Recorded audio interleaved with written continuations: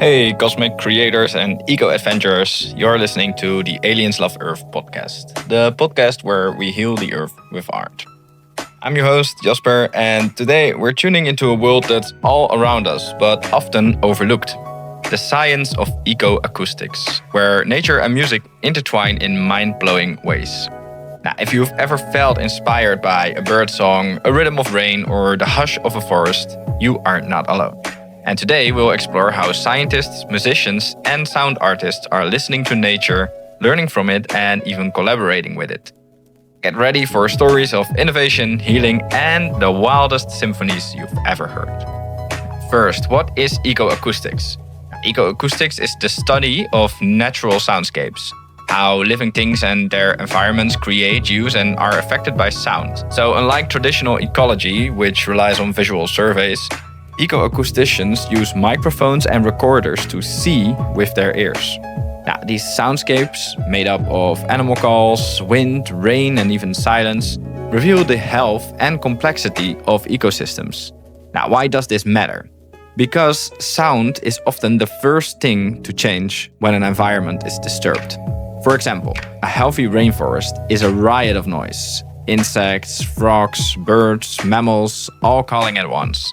When logging or pollution disrupts that balance, the soundscape becomes eerily quiet. Now, by monitoring these changes, scientists can detect threats to biodiversity long before they're visible. Now, let's get a bit nerdy and dive into how sound reviews ecosystem health.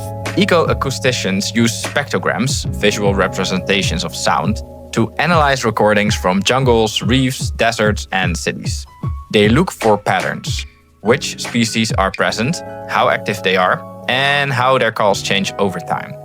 One famous example is the work of Dr. Bernie Krause, who's recorded over 15,000 species and countless habitats. Krause coined the term biophony for the collective sound of all living creatures in an area. He's shown that when human noise, like traffic or chainsaws, enters the mix, it can drown out animal communication, leading to acoustic extinction, even before physical extinction occurs. Eco-acoustics is now a vital tool for conservation, from tracking endangered frogs in Australia to monitoring coral reefs by their crackling. Scientists are using sound to guide restoration and policy decisions worldwide. Ain't that cool? But eco-acoustics isn't just for scientists, because musicians and sound artists are increasingly turning to the wild for inspiration and sometimes even for collaboration. Let's talk about Björk, for example, an icon for blending nature and technology.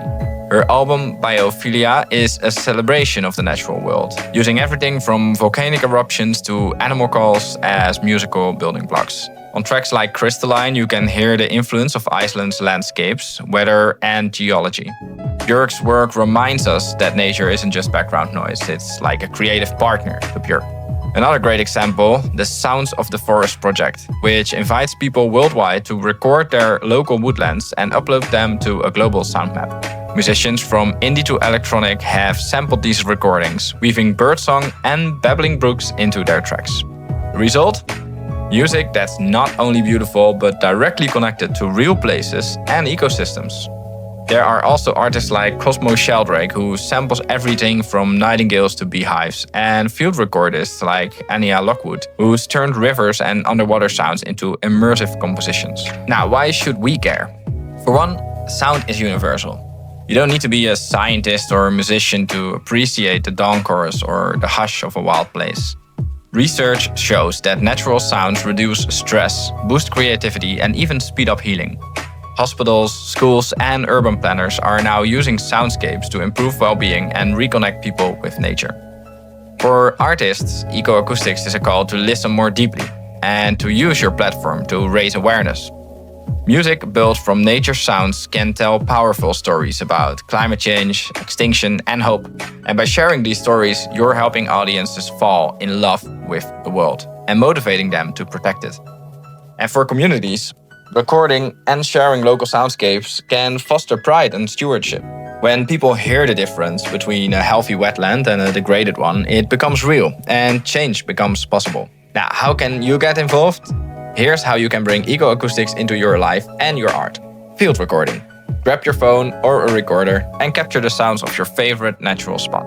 And don't worry about perfection. Just record and listen back. And let it inspire you. You can also join a project, contribute to open databases like Sounds of the Forest, or explore sound maps from organizations like Wildlife Sound Recording Society. Or you can collaborate if you're a musician. Think about trying to sample real-world sounds in your next track. If you're a fan, share your favorite eco-acoustic music or playlist, like the Sounds Right Nature as an Artist project does as well. And what about mindful listening? Next time you're outdoors, close your eyes for a minute and see what you really hear. What's missing? What would you miss if it disappeared forever, if you imagine certain sounds not being there anymore? And a very important one, advocate. Use your art and your voice to highlight the importance of soundscapes. Now, tag us at aliens.love.earth if you do this, and let's amplify the wild together. We would love to show some love or share it on our channels as well. Nature is the world's greatest composer, and we're all part of its orchestra. By listening, and I mean really listening, we can reconnect, recharge, and help heal the planet, one note at a time. Now, if this episode inspired you, subscribe to the channel because we restore 1 square meter of ecosystem for every new follower. It's 2 clicks for you, it's free, and it really helps the planet. And maybe share it with a fellow nature lover or musician, and they can get inspired too.